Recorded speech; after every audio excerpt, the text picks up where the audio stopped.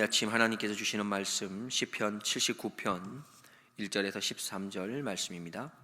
하나님 말씀 한 절씩 교도하겠습니다. 하나님이여, 열방이 주의 기업에 들어와서 주의 성전을 더럽히고 예루살렘으로 돌무더기가 되게 하였나이다. 저희가 주의 종들의 시체를 공중의 새에게 밥으로 주며 주의 성도들의 육체를 땅 짐승에게 주며 그들의 피를 예루살렘 사면에 물같이 흘렸으며 그들을 매장하는 자가 없었나이다. 우리는 우리 이웃에게 비방거리가 되며 우리를 애운 자에게 조소와 조롱거리가 되었나이다. 여호와여, 어느 때까지이니까? 영원히 노하시리이까? 주의 진노가 불붙듯 하시리이까? 주를 알지 아니하는 열방과 주의 이름을 부르지 아니하는 열국에 주의 노를 쏟으소서. 저희가 야곱을 삼키고 그 거처를 황폐케 함이니이다. 우리 열조의 죄악을 기억하여 우리에게 돌리지 마옵소서. 우리가 심히 천하게 되었사오니 주의 긍휼하심으로 속히 우리를 영접하소서. 우리 구원의 하나님이여, 주의 이름의 영광을 위하여 우리를 도우시며 주의 이름을 위하여 우리를 건지시며 우리 죄를 사하소서. 어찌하여 열방으로 저희 하나님이 어디 있느냐 말하게 하리이까? 주의 종들의 피 흘림 당한 보수를 우리 목전에 열방 중에 알리소서. 갇힌 자의 탄식으로 주의 앞에 이르게 하시며 죽이기로 정한 자를 주의 크신 능력을 따라 보존하소서.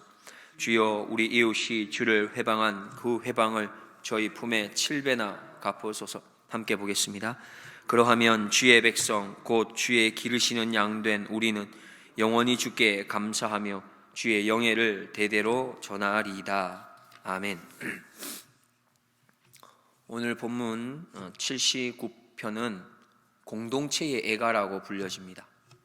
그리고 79편 말씀은 시편 74편과 같이 바벨론 침공에 대한 멸망의 때를 배경으로 하고 있습니다. 74편은 성전 붕괴를 슬퍼하며 부르는 애가라면 79편은 포로 2로 유랑하는 사람들을 위해서 지어진 시며 민족의 멸망을 애도하는 탄식시이면서 동시에 대적의 멸망을 소원하고 있는 저주시입니다. 시인은 하나님의 백성이 하나님을 모르는 이방인들을 통해서 그렇게 핍박받고 환난받는 것, 더 나아가서 하나님의 거처가 되시는 예루살렘 성전까지 더럽혀지는 것, 그래서 파괴되어 버리고 마는 것을 말하면서 하나님께 구원을 요청하고 있습니다. 또 한 걸음 더 나아가면 하나님의 백성을 괴롭히는 그 이방인들을 하나님 심판하여 주십시오 라는 이야기를 담고 있습니다. 그런 가운데서 시인은 이 참담한 상황 중에 있으면서도 고백하는 게 있는데, 조상들의 죄 때문입니다 하나님, 그리고 우리들의 죄 때문입니다. 용서해 주십시오, 구해 주십시오. 그리고 이 문제를 해결해 주실 분은 오직 하나님 뿐이십니다 라고 고백하면서 마지막으로 감사와 찬양을 하겠다고 다짐하면서 전체 내용을 마무리하고 있습니다. 우리가 전체 내용을 조금 다시 살펴보면서 이 안에서 주시는 하나님의 메시지를 받고자 합니다. 1절부터 4절 말씀을 보면은 시편 기자는 지금 아주 급박한 처지, 어처구니 없는 상황 가운데서 안타까워하는 상황을 나타내고 있습니다. 특별히 이러한 절망적인 상황이 누구에게 닥친 현실인지를 조금 더 강하게 강조하고 있는데, 이런 표현들이 있습니다. 2절에 보시면 1절 2절에 보시면 주의 기업, 주의 성전, 주의 종들, 주의 성도라고 말하면서 강조합니다. 다시 말해 우리에게 닥친 이 일이 우리만의 문제가 아니라는 거죠. 주님의 기업과 주님의 성전에 닥친 거라는 겁니다. 바로 주님의 종들과 주님의 성도에게 다가온 일이라는 것이죠. 그래서 이스라엘만의 문제가 아니라 하나님하고 관계가 있다는 것을 말하고 있습니다. 자신들이 이로 인해서 비웃음거리가 되고 비방거리가 되고 조소와 조롱거리가 되었는데, 이것은 결국 주님을 향한 비방과 조소와 조롱거리임을 기억해 주실 것을 하나님께 당부하며 기도하고 있는 것이죠. 그렇습니다. 우리는 누구입니까? 우리는 주님의 백성입니다. 주님의 백성은 거룩 해야 합니다. 다시 말해 구별되어야 합니다. 세상에 속한 사람과 달라도 무언가는 다른 게 있어야 합니다. 우리는 세상과 다른 게 무엇이 있습니까? 나의 말이, 나의 행동이, 나의 선택이나 결정이 다른 부분이 있어야 합니다. 우리는 어떻게 달라야겠습니까? 우리는 그 모든 말이나 행동이나 결정이 바로 하나님 말씀에 근거하고 있는 그 다름이 있어야 합니다. 하나님 말씀대로 살면서 받는 비방과 조롱은 도리어 하나님께 영광이 되는 것이죠. 그러나 내가 하고 싶은 대로 신앙생활을 하면서 당하는 비방과 조롱은 하나님의 이름을 망령되게 하는 것이 됩니다. 5절에서 6절 말씀입니다. 여호와여 어느 때까지니까 영원히 노하시리이까 주의 진노가 불붙듯 하시리이까 주를 알지 아니하는 열방과 주의 이름을 부르지 아니하는 열국에 주의 노를 쏟으소서. 저희가 야곱을 삼키고 그 거처를 황폐케 함이니이다. 시편 기자는 이 답답한 마음을 하나님께 기도합니다. 하나님, 정말 이 어처구니 없는 조롱과 비방과 더군다나 하나님의 성전이 무너져 있는 이 상황을 언제까지 보고만 계시겠습니까? 어느 때까지? 여기서는 영원히 노하시리이까 라고 표현하고 있습니다. 무슨 말씀입니까? 시편 기자는 하나님, 이제 멈출 때가 되지 않았습니까? 이제 좀 거두어 주십시오, 멈추어 주십시오 라고 간절하게 소원하며 기도하고 있습니다. 그 이후에 시편 기자는 죄악에 대해서 하나님께 고백하죠. 멈추어 달라고 간구한 이후에 그들의 죄악을 간구합니다. 주님께 고백합니다. 8절 말씀을 보면 우리 열조의 죄악을 기억하여 우리에게 돌리지 마옵소서. 우리가 심히 천하게 되었사오니 주의 긍휼하심으로 속히 우리를 영접하소서. 시편 기자는 알고 있었습니다. 지금 이러한 끔찍한 상황이 우리 열조의 죄악 때문이라는 것, 그리고 자신들의 죄악 때문임을 알았습니다. 또 분명하게 알고 있었던 것은 이 문제를 해결해 주실 분도 오직 하나님 한 분이심을 시편 기자는 알았습니다. 그러했기 때문에 지금 이 문제들이 자신들의 죄 때문인 것을, 자신들에게 닥친 이 고통이 자신들 죄 때문인 것을 알았음에도 불구하고 하나님께 구하는 것이죠. 긍휼과 자비와 은혜를 구할 수밖에 없었던 겁니다. 전도해 보시면 이런 말씀하시는 분이 계세요. 내가 죄가 많아서 좀 하나님 앞에 교회 가기가 어렵다고, 죄가 많아서 어렵다고 하시죠. 어떻습니까? 우리 그리스도인 신앙생활하는 우리들도 마찬가지인 것 같습니다. 가끔은 그럴 때가 있죠. 내가 하나님 앞에 죄 지은 게 많아서 하나님 앞에 나갈 면목이 없다고, 그런 마음이 들 수도 있지만 사실 그러한 생각은 겸손이 아니라 교만입니다. 왜 그렇습니까? 우리가 이미 구원받은 자체가 우리의 선한 행위 때문이 아니기 때문이죠. 우리의 구원 자체가 우리가 죄악 가운데 있는 죄 덩어리일 때 구원받았기 때문에 그렇습니다. 결국 무엇입니까? 우리는 하나님의 은혜가 아니며 잠시도 살 수 없는 존재라는 그 고백으로 하나님 앞에 날마다 서야 하는 우리들의 모습이죠. 9절입니다. 우리 구원의 하나님이시여 주의 이름의 영광을 위하여 우리를 도우시며 주의 이름을 위하여 우리를 건지시며 우리 죄를 사하소서.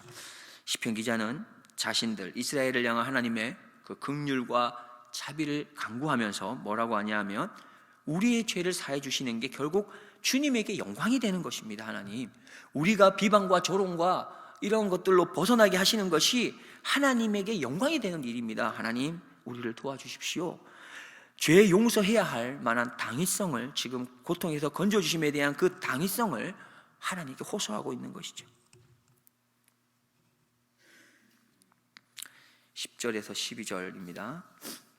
어찌하여 열방으로 저희 하나님이 어디에 있느냐 말하게 하리이까. 주의 종들의 피 흘림 당한 보수를 우리 목전에 열방 중에 알리소서. 갇힌 자의 탄식으로 주의 앞에 이르게 하시며 죽이기로 정한 자를 주의 크신 능력을 따라 보존하소서. 주여, 우리 이웃이 주를 회방한 그 회방을 저희 품에 7배나 갚으소서. 10절에 보면 시편 기자는 이제 자신들에게 해를 가했던 이 열방들에게 하나님 보복해 달라고 말합니다. 더 나아가서 12절에 보면 7배나 갚아달라고 합니다. 그리고 난 이후에 13절을 보면 그러하면 주의 백성 곧 주의 기르시는 양된 우리는 영원히 주께 감사하며 주의 영예를 대대로 전하리이다. 끝으로 시편 기자는 영원히 주님께 감사하며 주의 영예를 대대에 전하겠다고 기도를 마치고 있습니다. 우리 한 가지만 생각해보고 마치려고 합니다. 시편 기자는 어떻게 이렇게 기도할 수 있었을까요?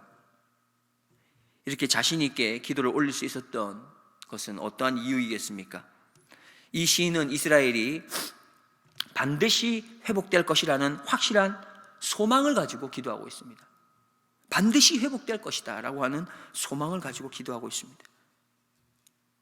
이 시인은 지금의 상황, 즉 예루살렘 성전이 파괴되고 성전이 더럽혀지고 이스라엘이 조롱을 당하는 이유가 열조의 죄와 자신들의 죄임을 시인은 너무나 잘 알고 있었지만 그보다도 더 중요한 사실을 그는 알고 있었는데 그게 뭐냐 하면 바로 이스라엘과 하나님과의 관계였던 겁니다. 이스라엘은 하나님과 특별한 관계에 놓여 있는 바로 야곱의 집이므로 하나님께서는 대적의 손아귀에서 이스라엘을 반드시 구원해 주실 것을 그는 확신했던 것입니다. 아버지 하나님임을 그는 확신했기 때문이고 아버지 하나님의 사랑을 그는 확신하고 있었기 때문에 그는 이렇게 기도할 수 있었던 것이죠. 어느 아버지에게 5명의 아들이 있었는데 그 중에 한 아들이 아주 몸이 약하고 소극적이어서 늘 아버지의 마음에 근심이 됐습니다. 하루는 아버지가 5그루의 작은 묘목을 아들에게 하나씩 나누어 주고는 1년 동안 잘 길러라 말했습니다. 가장 잘 기른 아들에게 선물을 주겠다고 하고는 1년이 지난 어느 쯤에 아들들을 불러 나무를 비교해 보았는데 가장 몸이 약하고 자신감이 없어 보이던 그 아들의 나무가 가장 크게 아름답게 성장해 있었습니다. 아버지는 그것을 보며 가장 크게 그렇게 기뻐하며 허약한 아들을 칭찬했습니다. 너는 분명히 세상에서 가장 훌륭한 식물학자가 될 거야. 그렇게 아들은 아버지의 칭찬에 기뻐하고 더욱 열심히 나무를 기르겠다 다짐했지요. 그리고는 이튿날 일찍이 자신의 나무에 다가갔던 이 아들은 깜짝 놀라고 말았습니다. 왜냐하면 아버지가 아무도 없는 숲에서 바로 자신의 나무에 물을 주고 있었기 때문입니다. 그간 아버지는 허약한 아들이 힘을 얻기를 바라며 몰래 나무를 보살펴 준 것이죠. 그 아들은 비록 유명한 식물학자가 되지 못했습니다. 그러나 그가 미국의 32대 대통령이 됐고 대공황을 슬기롭게 극복하며 20세기 가장 사랑받는 대통령으로 이름을 남겼습니다. 프랭클린 루즈벨트 대통령은 이처럼 아버지의 보이지 않는 격려 속에서 자신의 부족함을 극복할 수 있었죠. 하나님께서 나에게 어떤 분이십니까? 우리는 어떠한 관계를 갖고 있습니까? 하나님 우리의 왕이시며 목자이시며 무엇보다 우리를 사랑하는 아버지입니다. 우리의 연약함이 있으면 그것을 어떻게든 채워주기를 원하시는 우리의 아버지이시죠. 우리는 하나님의 자녀이며 백성입니다. 이 사실을 우리는 믿어야 하는 것이죠. 그럴 때에 아무리 힘들고 어려운 상황이 다가와도 혹 우리의 허물과 죄로 인해서 하나님의 형벌의 순간이라 할지라도 우리는 다시금 하나님께 나아갈 수 있는 힘을 얻게 되는 겁니다. 왜 그렇습니까? 내 아버지이기 때문에 그렇습니다. 하나님께 우리를 도와달라고 그때 기도할 수 있는 것입니다. 그분은 나의 아버지이시기에 반드시 우리를 건져주시고 회복시켜 주시기 때문입니다. 하나님께, 우리 아버지께 도와달라고 하십시오.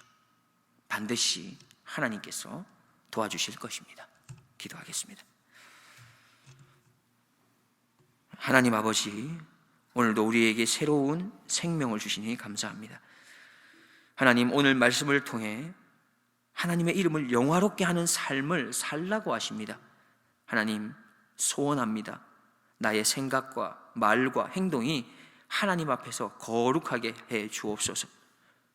거룩하지 못한 모습으로 주님의 이름을 욕되게 하는 일이 없도록 우리 주의 성령께서 나를 붙들어 주시옵소서.